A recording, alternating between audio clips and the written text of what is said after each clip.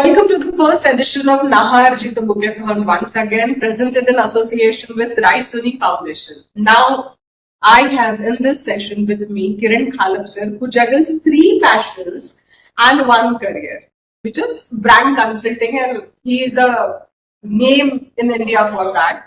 His passion include writing, rock climbing, and spiritual evolution, which I have experienced during his few sessions also.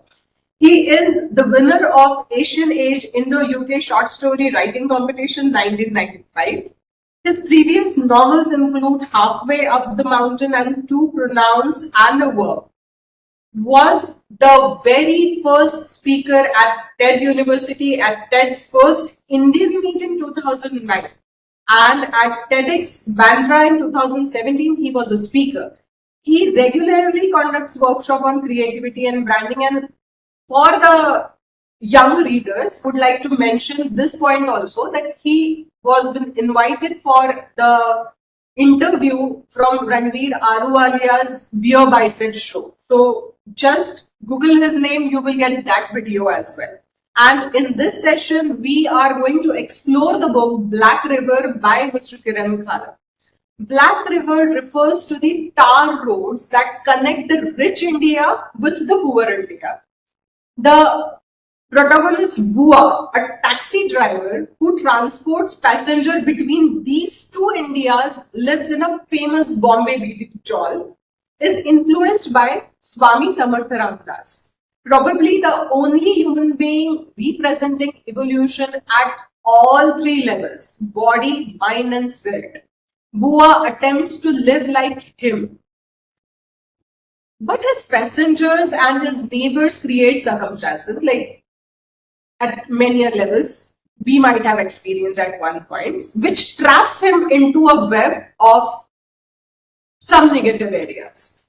So to start with this, and before delving much deeper into this, just as we were discussing about Bua, I would like to ask Kiran Khalap sir, first of all, warm welcome and thank you so much for accepting our invitation. I know his schedule, a total packed schedule, and thank you so much for accepting. No, y'all have made it very easy for me though. Participating has been made easy, yeah. So, you are a brand consultant, you are into marketing, and then you have thought about Bua. So, Bua is someone who is influenced by Ramdas Swami. So, talking about his character development and influence, when he is deeply influenced by Ramdas Swami, how did you develop Bua's character in relation to the spiritual influence? What lessons can readers learn from Bua's attempt to live like Swami Samartha? Right. It is very tough. Yes, it is very tough. Why he gets caught in those multiple deceitful plots around him. So all my books are based in what we refer to as the humus of Indian civilization. So if you take Two Pronouns and a Verb, the previous one, that was based on the wisdom of Ayurveda. The first one, Halfway Up the Mountain, is based on Adi Shankaracharya shloka called Atma Shatakam. It's a beautiful shloka of 6 verses.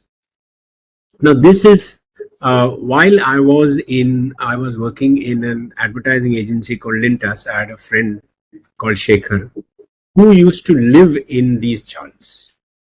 And one night after a late night, I was I'm taking him home, and I witnessed something very magical. Suddenly it was dark and it looked like everybody was asleep.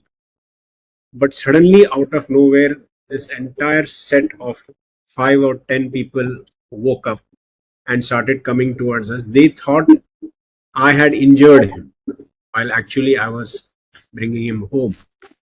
And that stayed at the back of my mind. This is in the 90s. That stayed at the back of my mind. This entire community, etc., etc. And then I was looking for what is the kind of character would emerge from such a place, right? Because Tsals, what we call as Tsal is very different from the modern day skyscrapers where very few people know each other. That's all is like a community.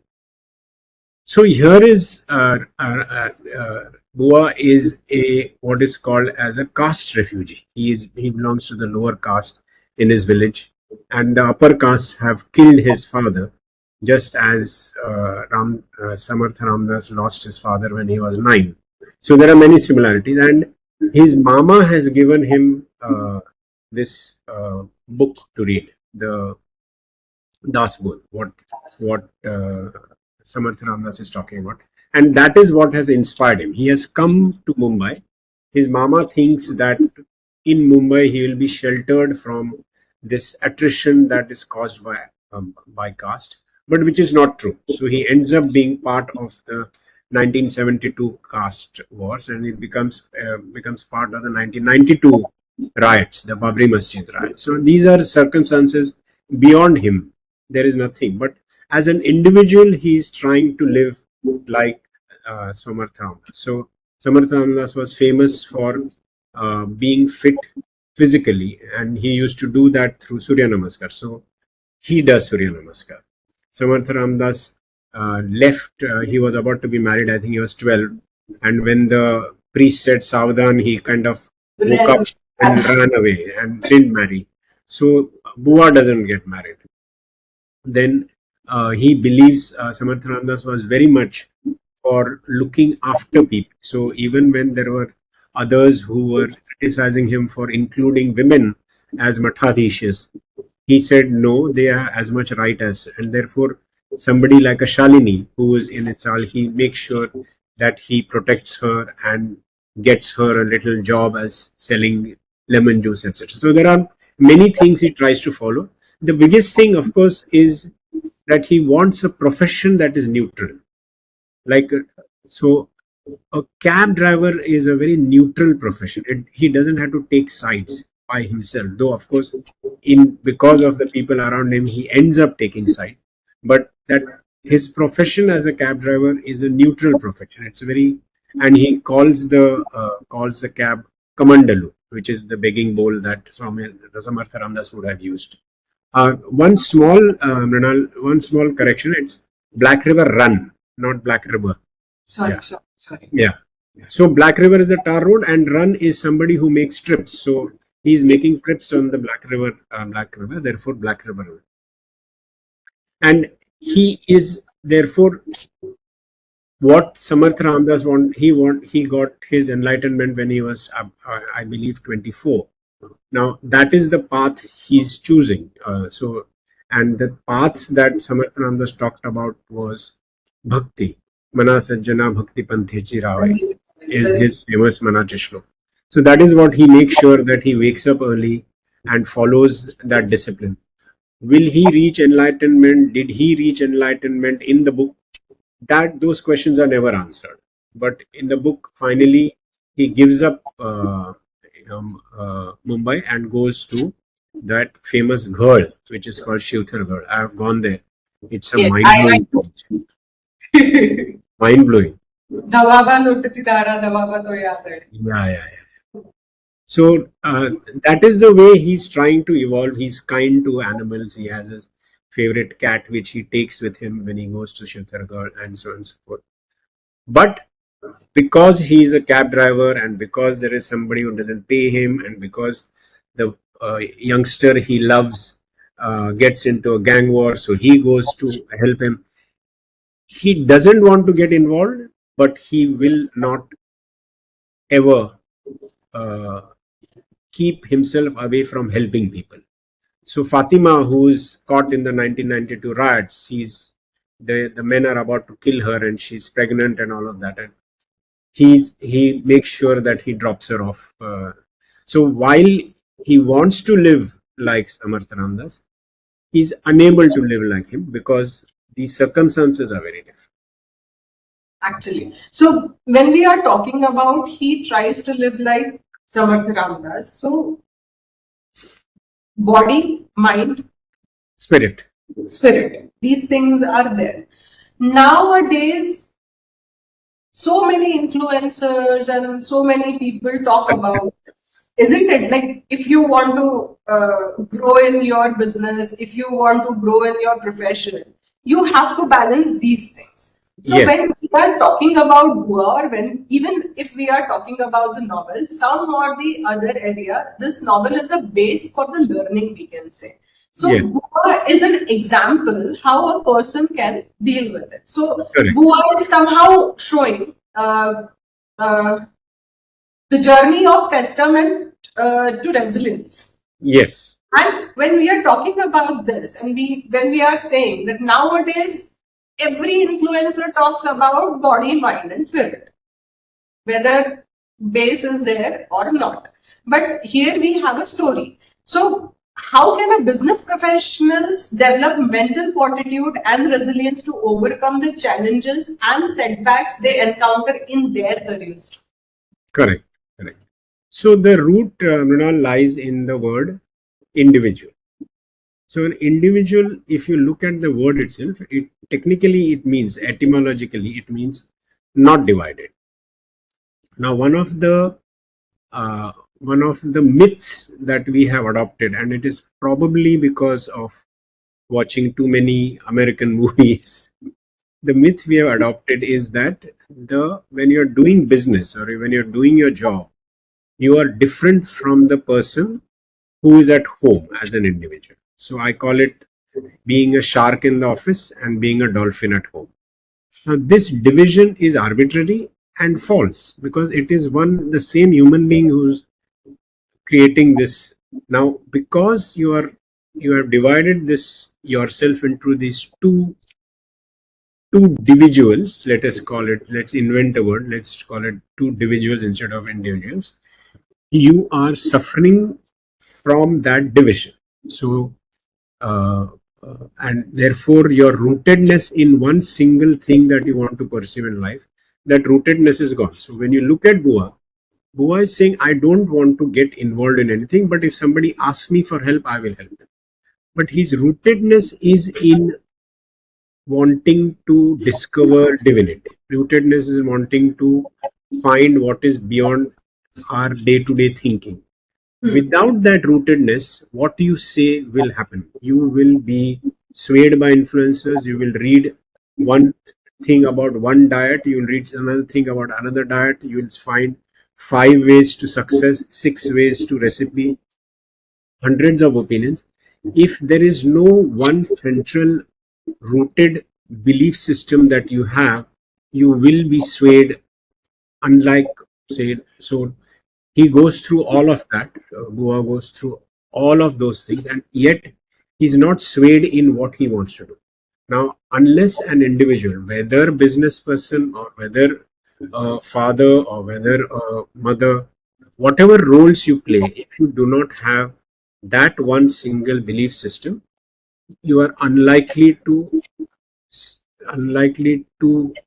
get over circumstances, because there is nobody here who will not be affected by circumstances. It is not possible. Those are things which are not within your control. Those are So what is within your control is the development of this inner rootedness. That is within your control, which is why Bua spends an hour every morning doing meditation or praying. That is within his control. What will happen outside, if Babri Masjid falls and then there are riots, that is nothing that you can control. So in business, in profession, wherever, when you're talking resilience, you have to know that there will be ups and downs. Ups and downs are part of life. And the only way you will survive that up and down is if you have created this very strong inner core. Going off the track and out of my curiosity, I saw your interview with Ranveer. In that, it was very clear that you also do 1 hour, 1.5 hour meditation and exercise. So you can give a practical example. He calls you monk became CEO. So how you feel that nowadays people, again, I'm coming on the point that influencers and all talk about spirituality and all so many things. And we discussed before also that spirituality is not a business.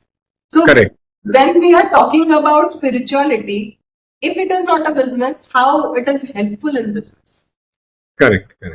So I was fortunate. I had what is called as I had struck what is called as a genetic lottery. You can choose your friends, you can choose your boss, you can choose your subordinates, but you can't choose your parents. Right? So I had these extremely evolved parents who my father was on that path. He was one of India's best commercial artists. He was a self-taught commercial artist. He has done many Amar Chitrakathas. And he taught himself English. He taught himself art without going into. He had just done class 7 Marathi school, municipality school. And his evolution led him to further evolution. So he also wanted to pursue the path of Kundalini. So I was exposed to all of this while I was a child. And by the time I was a teenager, I had read practically all books on philosophy and understood nothing because you are too young to understand philosophical thought. It's a concept tower of concepts and one linked to the other, and it's very, very difficult. Until I read J. Krishnamurti. And when I read J. Krishnamurti, something clicked, something became very clear. I became aware of being aware. That was the biggest moment of it wasn't enlightenment, obviously, but it was a sudden discovery that there is a different way of life. Now that led me to going and teaching in the Krishnamurti school for 4 years, and I taught whatever I knew. I taught. I knew I had done gymnastics. I taught gymnastics. I knew judo. I taught judo. Everything. Now back because parents were ill, I came back, and because I was published even while I was in college. I said, let me try my hand at advertising because I had learned art from my father. Now there was no plan. Remember, like I had a genetic lottery, this exposure to Krishnamurti led to me having zero ambition. I had no ambition. I didn't want to become the richest, the most famous, the most well known. I didn't have it. Therefore, I didn't have a plan.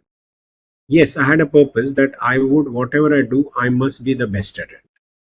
So if I was a writer, then I would, there were some 2,500 videotapes. I was in Lintas at that point in time. I would watch all to understand what the rest of the world is doing because I wanted to know what the rest of the world's advertising looks like, right? I was given disproportionate responsibility when I was young. Thankfully, I had fantastic bosses. So that, and I said, okay, if I've been given, somebody's trusting me with this responsibility, I must rise to it. So there was no plan to rise or grow or whatever. I ended up as the CEO and the chief creative officer of an agency called Clarion. I know it sounds fake that you didn't have a plan, but I didn't have a plan.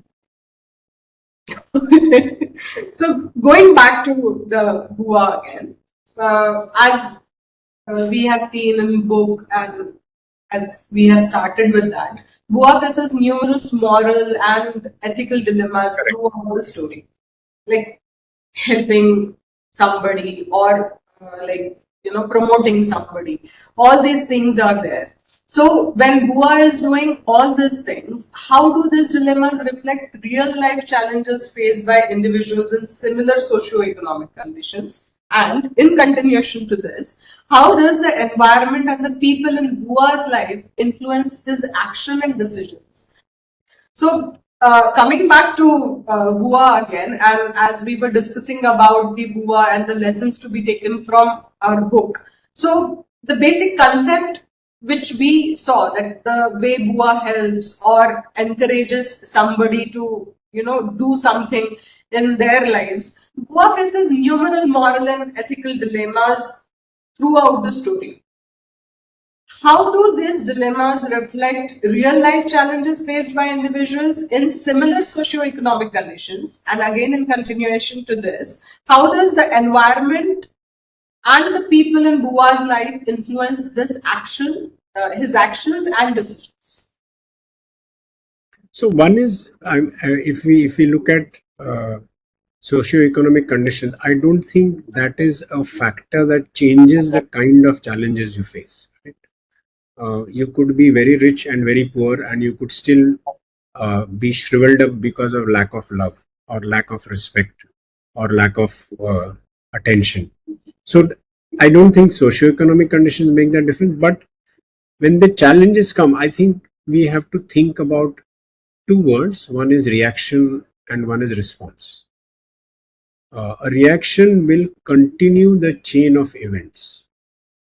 Uh, Somebody is angry with me, and I am angry with him, and he is angry back with me. This is a chain that continues. On the other hand, if there is a response, if you do not react to that particular incidence or that event and sit back and check where that emerged from, then your response will be very different and it will break that chain. I don't want to call it karma, but it is roughly the same. That when you react, you perpetuate that unfortunate train of events, and when you respond, you break it. Now, in Boa's case, there are certain places where he cannot respond. It is a matter of life and death. When he's trying to save his friend, when he's trying to get his money back from that lady, those are places where he has to react, and remember that one of the things about Ramdas as a saint is that he met Guru Gobind Singh, and he said, how he asked Guru Gobind Singh, how can you be a saint with a sword on your hip? And Guru Gobind Singh told him that I am a saint inside and a warrior outside. So the sword is not for, it is for the protection of the weak. And Ramdas Swami believed that very strongly. So Goa also will protect the weak, whether it is Fatima or whether it is this youngster boy who is with him. But his final response to all of this, when he's trapped but then finally released from jail by the lawyer Sonaune, he doesn't have anger. He doesn't do anything against anybody. He doesn't go and say, this is what I must do about the people who. So his final response to circumstances is much deeper than a mere reaction, and therefore he is free from them. So when he discovers those in the final chapter, I think I'm giving away too much. In the final chapter, he discovers this deep secret that when his mother died, what had happened when his mother died, that is when he responds, and that is where all that anger dissolves. So this, when we talk about black river, there is a black river of anger in him because of what had happened to his mother, and that dissolves when he realizes that that has been inside him for so long.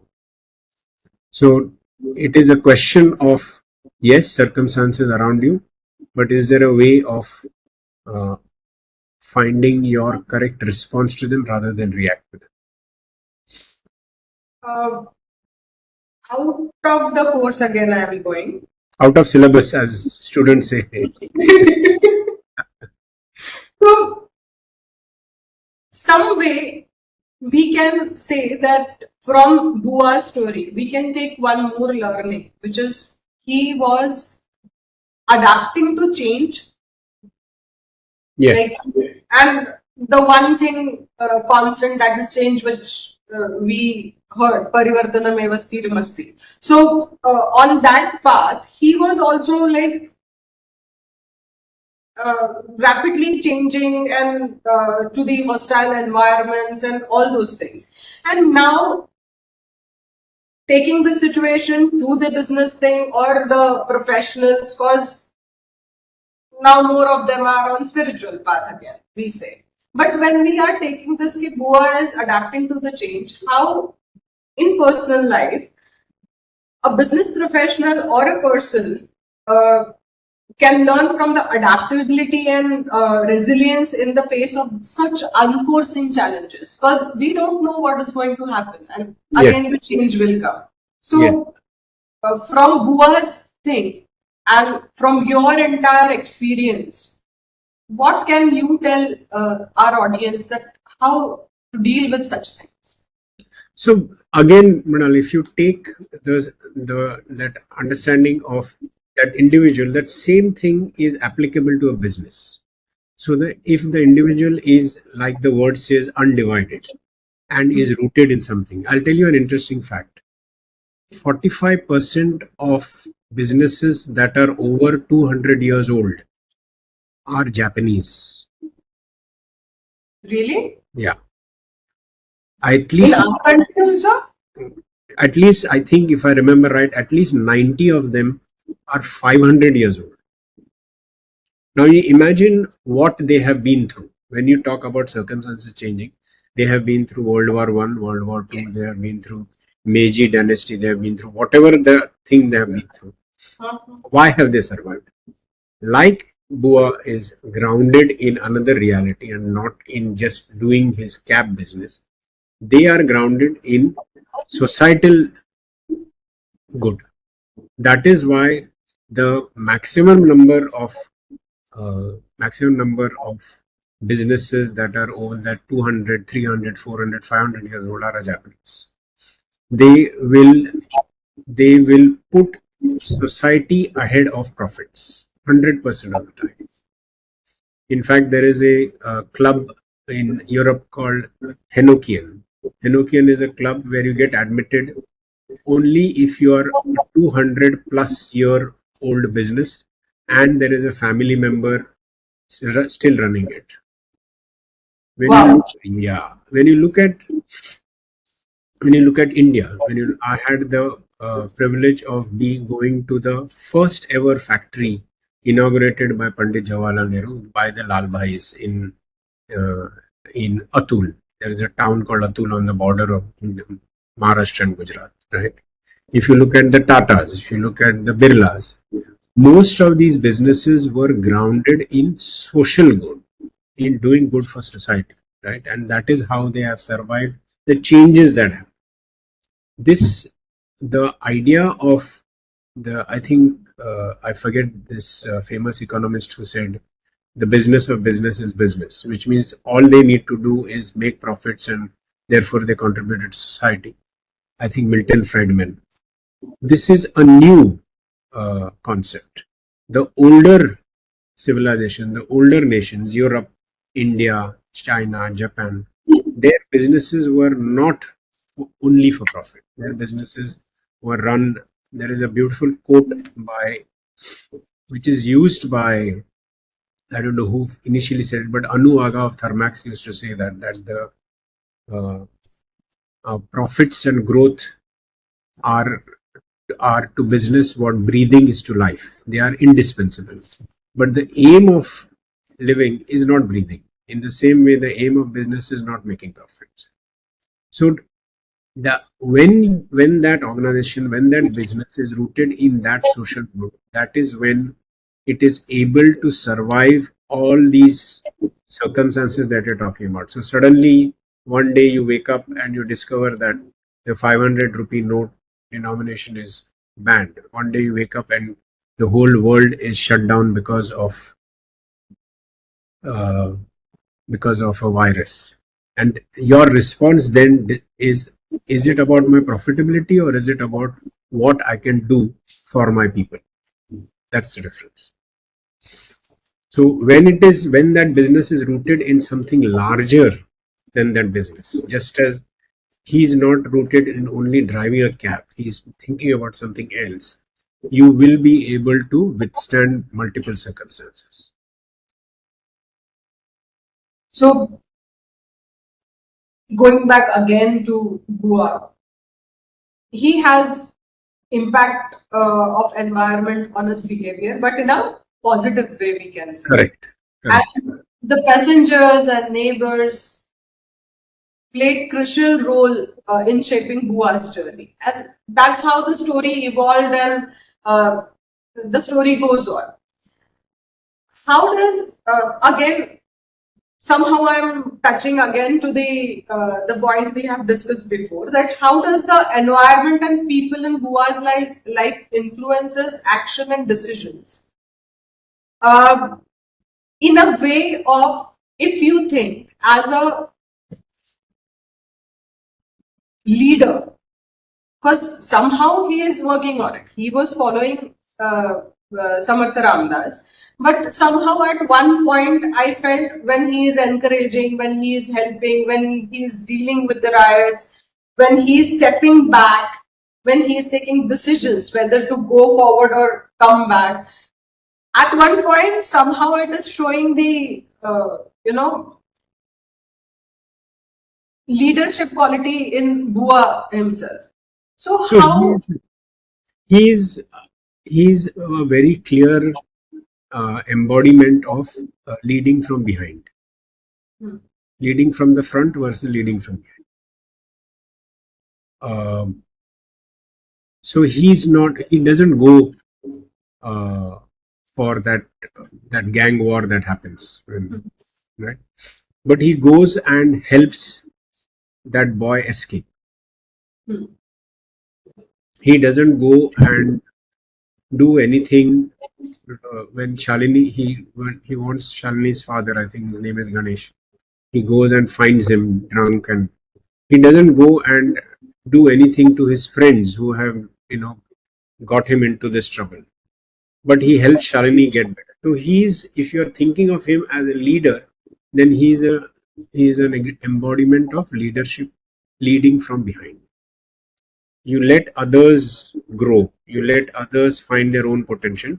You are at one point in time in 2014, Chlorophyll was invited to define Nandan Nilekani as a leader. He was standing for elections in Bangalore, and we did tons, found this beautiful analogy of three types of leadership, and so we attributed his leadership as one of the third type. And that is roughly what Bua represents. So lead without a title sort of concept we are going to put here. Sorry? Lead without a title, the concept which is there, we can put that here. Correct. So, again, out of curiosity, as you took an example of Nandan sir, can you just give a small story of such kind of experience that you have experienced since, like something which you have seen in actual business person or a leader of an organization? You felt that yes, it clicks me, like he is the character that I wrote in my book. Oh, did I use real life characters in Bua? Is that what you're saying? Is that the question? Or some or the other way, yes, somewhere you have so many experiences. So somewhere something must have influenced your writing also. Some thoughts came in your writing too. Yeah, my writing was I was a very avid. I am a very avid reader. I read about a book a week. Right now, I read mostly non-fiction. But when I was young, I used to read fiction. And I had a simple trick. I just made a list of all the Nobel Prize winners, and I said I will read their books. So I was hugely influenced by. If you look at English literature, people whose first language was not English, they wrote better English than those whose first language was English. So there is a writer called William Saroyan. He's not from. There is a guy called Henry Miller. So these are the kind of huge influences I have had in terms of writing.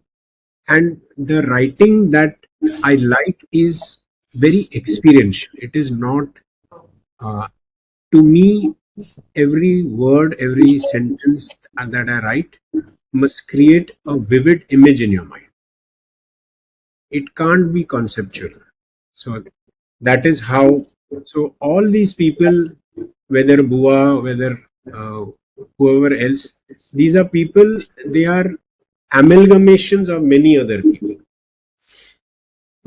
So I mean, in a very simple way, I stay in Kolaba, and Kolaba has Sassoon docks, which is the biggest place where um fishermen come. There are lots of fish arrive at 4 in the morning, and there are many fishermen there whom I've seen who are in my book. They are not as fishermen, but they are as gangsters, and the way they talk, the way they sit, the way all of that. So most of the characters are not inspired by, but observed by me, and therefore they have been incorporated in. Any story that clicked in to you that, hey, he's my Bua? And Bua without beard. So when I was a child, I was very frail, and my father wanted me to get out of books and get into gyms, and so finally he made me go to a gym when I was 8 years old. Wow. And then we learned everything, that Malkham, gymnastics, yoga, all of that. But there was a PT teacher we had. I don't know whether I am not in touch with him, called Bhaskar. And he had the physique that Bua has. Oh.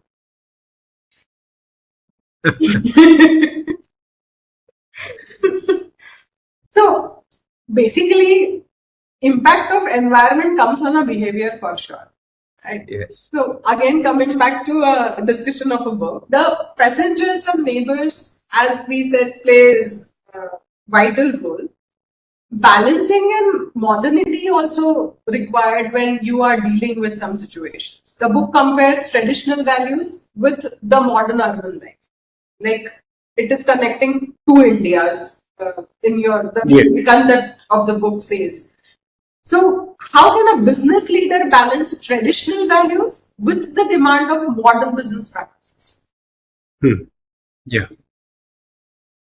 You know, when we are doing branding, we always talk about that a brand has an unchanging aspect and it has changing expressions. Okay. So, you take a brand like Amul. Amul has been created with one single purpose, that there should be no middleman. So the farmer produce milk and collect it themselves, and that is then treated and sold in the market. There is no middleman. So they get the highest prices from their federation, and they charge the lowest prices to the end consumer. This was 1949. Now cut to now. This is 2000 when the thing started, when the lockdown happened. Most other businesses did not pay their people. Amul paid some 9,000 crores extra to all their people. And because people were working from home and people had started cooking from home to make their life simpler, Amul launched close to 33 new products during that time. So they are doing the same thing. That unchanging part is the same thing, that there must be no middlemen. We should not fatten up middlemen. We should, whoever is paying should get the best product. Whoever is creating should get the best product. Get the best money, right? That is what Amul stands for. So the same thing when we are thinking about business. That is what will happen. That earlier you used to pay money by check, by cash. Then you paid by check. Now you use UPI. But who do you pay? What do you pay for? Do you do charity at all? Do you not do charity? That is the unchanging part of the human. It is the same with business. That what is that unchanging value? When you look at somebody like the Tatas, there are so many things have changed around them, but basically they have remained that thing where we're saying it's not for us, it is for the nation, right? So that unchanging part is critical. If we are not in large institutions, are they being defined well? Does everybody right till the end tune know what those values are. Do they practice it? That is another subject altogether. But if you look at uh, businesses that have survived, they have something that hasn't changed over time. Definitely. So when we are saying that brand and everything, and with change, you have to communicate it to the society. Like Tata says that we are for the nation.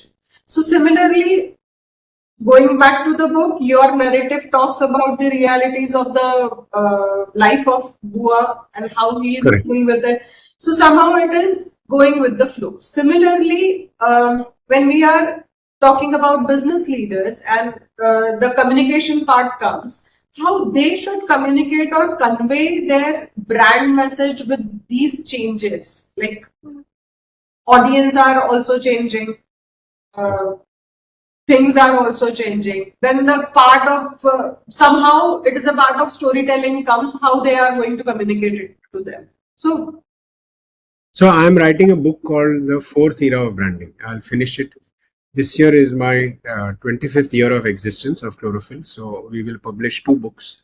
One of them will be written by me, is being written by me. It's called The Fourth Era of Branding. So you have to think about the second era of branding as starting in 2004.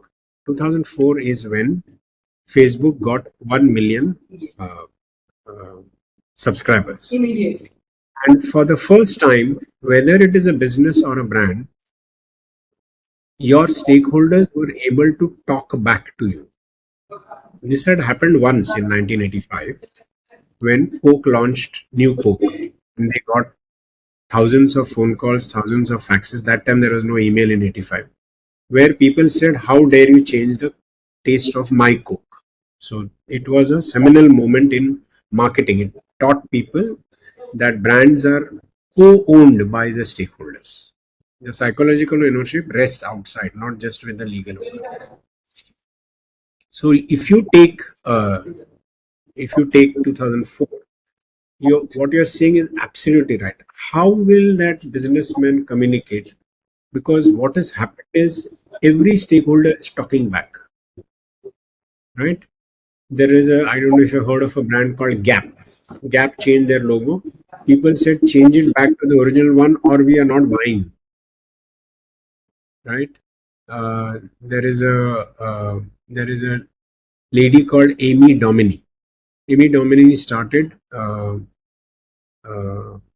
SRI, which is basically investing with the earth and its people in mind, socially responsible investments. And she actually, people who subscribe to her mutual fund, they are people who are saying, yes, we want profits from shares, but not at the cost of the earth or at the cost of people. And they are able to go to multiple uh, companies and say, we heard that you practice this. We urge you not to practice this particular thing, which is going against the earth and its people. Otherwise, we might have to pull our shares out. So that's another totally different stakeholder. There's a customer. Then there are activists. There was one company, I shan't name it, which used to test tea in the eyes and the livers of rabbits. Why do you need to test tea, right? Tea bags. And one activist managed to stop this. So when you think about a new business leader, his life is very, very difficult in terms of communication because you have to communicate to each stakeholder because now they are able to talk back to you because of social media. And that social media itself is changing every day. One day it is Facebook, the next day it is Instagram, the third day it is something else. It's a very critical question that when my business is being scrutinized and when I'm being held to transparency by multiple after 2004, after the rise of social media, what has happened is that stakeholders, not just customers and consumers, all stakeholders are able to talk back to the business or to the brand. So there's a brand called Gap, whose logo was changed, and people said change the logo back to the original one, otherwise we won't buy. That is a customer talking or a consumer talking. Then there is shareholders. Now, shareholders normally want talk about I want greatest returns on my share, but now there is a new class of shareholders who's saying I want to have profits, but not at the cost of the earth or its people. And therefore, Amy Domini started SRI, Socially Responsible Investing, where she is able to represent to the businesses that I represent X percent of stock in your company because of my mutual fund, and we wanted you to relook at XYZ practices. So the shareholder is talking. Activists. So there was a company which used to test tea on the eyes and open livers of rabbits, and one activist was able to stop it. So these are examples of multiple businesses and brands being open to investigation and scrutiny from multiple stakeholders. Now, therefore, your question is absolutely valid. How does the business leader now communicate to all of these multiple stakeholders what his stand is?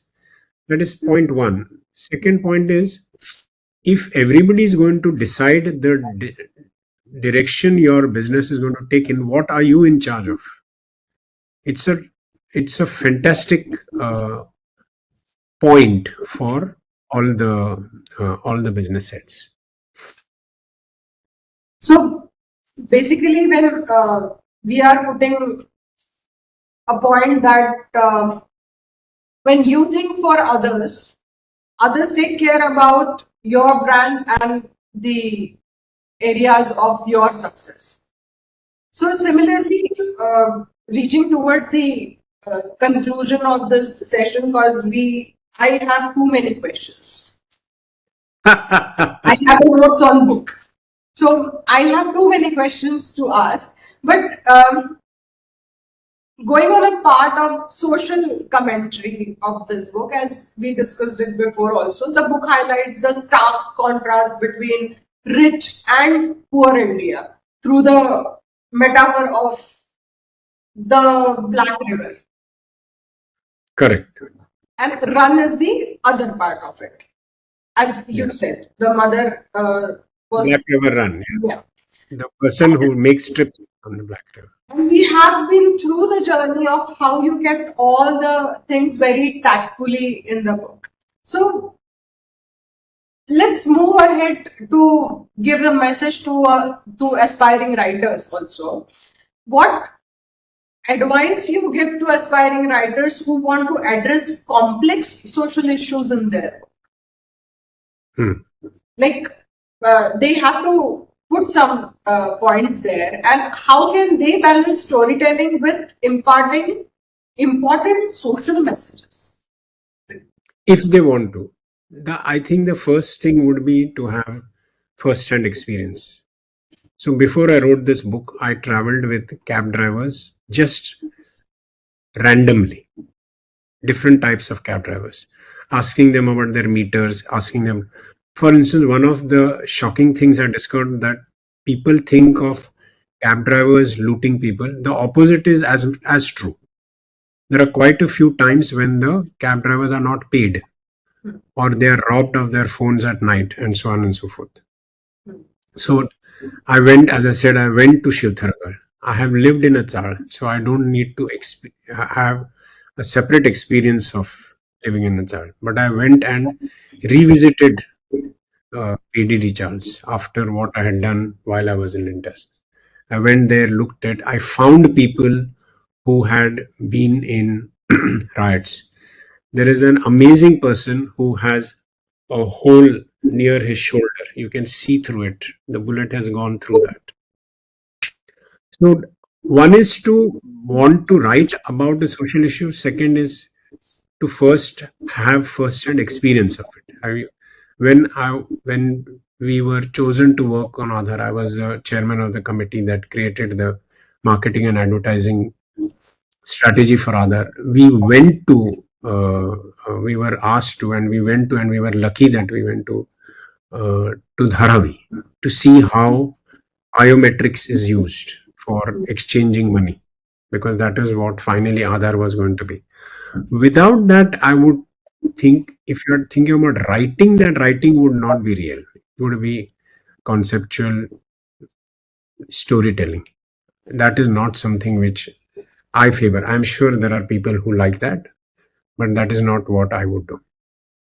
I would have first hand experience, which is the same thing we do when we are doing brands. We go and talk to the consumer. If you're doing toys and we were doing a toy brand, then we went and talked to the mother, saw what toys she gave, went with her to the toy shop, went to the school teacher, went to the school principal, asked them what is the role of toys, what is missing, what is not missing. So without the experience of it, I don't think the writing will have the authenticity that people are looking for. Great. Again, time is like something which is not permitting us to proceed further. But yes, I just want a final remark from your side for the businessmen or the people who are striving for the branding. What message you will give for them to deal with the crisis, like crisis management as who are it? So Yes. the final message from your side for this crisis management, because when crisis come, many businesses are there who totally collapse. So I would say not what kind of crisis you're going to face, we don't know. But if you're talking about communication during a crisis, then there are only three words: tell the truth. What if the brand? You have to tell the truth. You have to tell all the stakeholders the actual thing that has happened. So you say this is a mistake. This is what happened. This is why the crisis happened, and this is what we are going to do. Right? I think it was British Petroleum where the CEO was on vacation and there was a big oil spill. And when they called him, he said, "No, there is no such thing." And then the cameraman said, "Sir, please put on your TV. My camera is actually showing the oil spill. So what are you talking about?" What I was mentioning was that each crisis will be of a different nature. The quality of the crisis will be of a different nature. But the way to communicate about it to the stakeholders is very simple. It is encapsulated in three words, which is tell the truth. Because you will be caught out. There's a famous company which had mercury, which was involved in mercury poisoning in one South Indian city in India. For 14 years, they said, "We are not part of this." Till one 16-year-old rap singer made a song. That song became so famous that Hollywood people noticed it, and finally, that company had to say, "Okay, we will pay compensation for people who have been affected by it." Oh, So this is 14 years later. So there is nowhere to hide. So it's far simpler to say, "Yes, we made a mistake.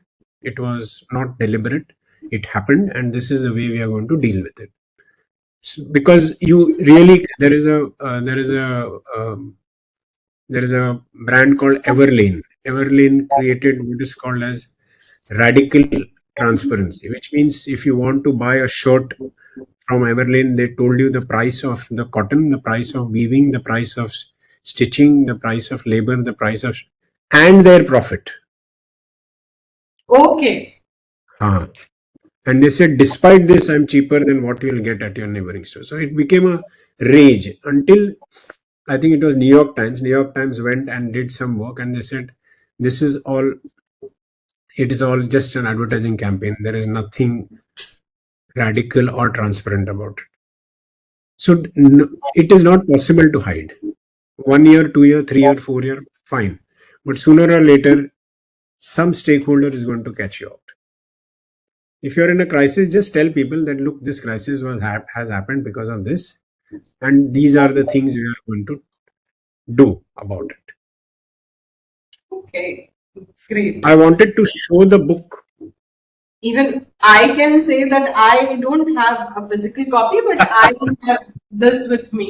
So yes, on Kindle also you can get your copy. Although I cannot say this book is a self-help book or a guiding No, book. Or absolutely not.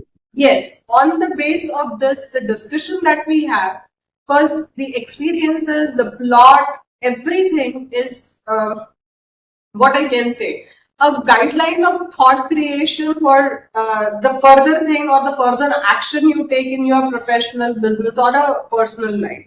So think about it like one person can give you so many examples like a Bua here in this book gives. So I would suggest get your copy and share your questions so that we can call sir again with the question of yours. Fantastic. This is a great idea. Thank you. Thank you so much, sir, for being a part of the first edition of Nahar Bookathon, Nahar Chito Great Bookathon. idea. Great And idea. thank you so glad. much. It's my privilege. Thank you very much.